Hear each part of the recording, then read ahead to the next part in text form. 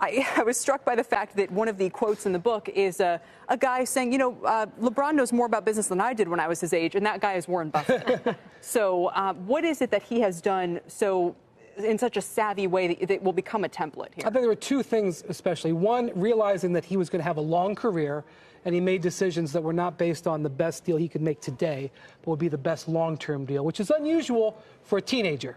His shoe deal being the #1 example of that. He actually turned down about $30 million extra from Reebok because Nike, he felt, was the better company. And that's a decision as an 18-year-old you're not going to see a lot of people make.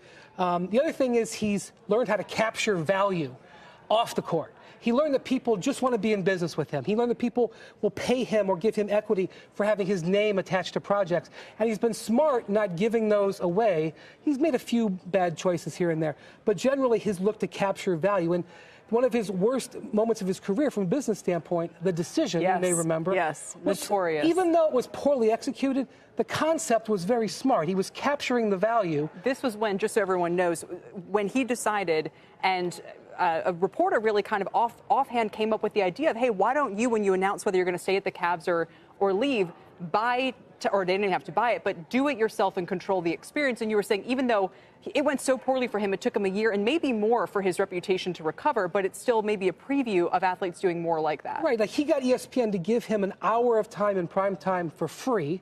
He sold advertising, gave the money to charity, and did something that most people just give away for free, which is saying where he's going to play. The execution was bad, but the concept was really good, and he's morphed it and gotten better on that with deals like that in the future. Does he have advisors? Does he have mentors helping him do all this? Yes. Well, he has a couple of guys who he got into business with early that were very smart. One of them is a money manager in Southern California named Paul Wachter, who's got a very small practice. His first client was Arnold Schwarzenegger. Huh. He also works with Jimmy Iovine, who helped LeBron get into Beats very early. LeBron traded promotion of Beats for a couple of points. When it sold to Apple for $3 billion, he reaped over $50 million, way more than what he would have gotten just signing a straight endorsement contract.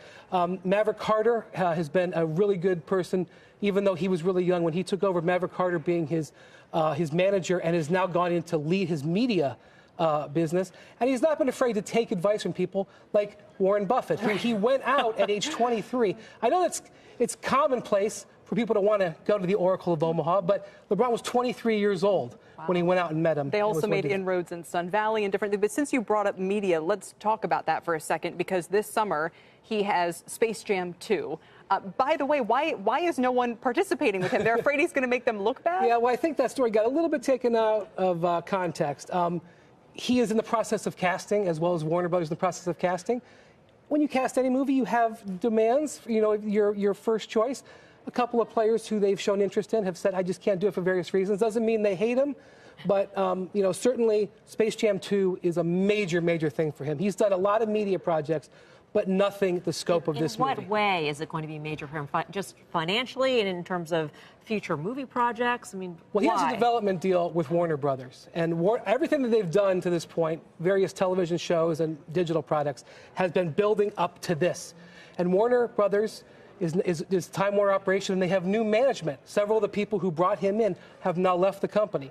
So if this is a hit, I could see a multi-picture deal that goes on and sets him up for 3, 4, 5 pictures down the road. If it doesn't do well, I think it challenges that portion of his media business. And so they're filming it this summer. It comes out in 2021. Their hope is by then the Lakers have it going again. And he goes right from a 2021 finals into the release of Space Jam 2. Yeah. I'm going to have to watch Space Jam 1 before 2 comes out, just to make sure that I'm all set. Brian, we got to go, but just how devastated is he to be missing the playoffs? It's one of the biggest setbacks of his career. He went to L.A. hopefully to raise the Lakers brand, to be part of a runway towards huge post-career. He still can do that, but it's hurt him, and not only that, their prospects of short-term improvement are a little shaky. To say the least. Brian, congrats on the book. Thanks for joining us. Thank you so much. Appreciate it. Brian Windhorst from ESPN.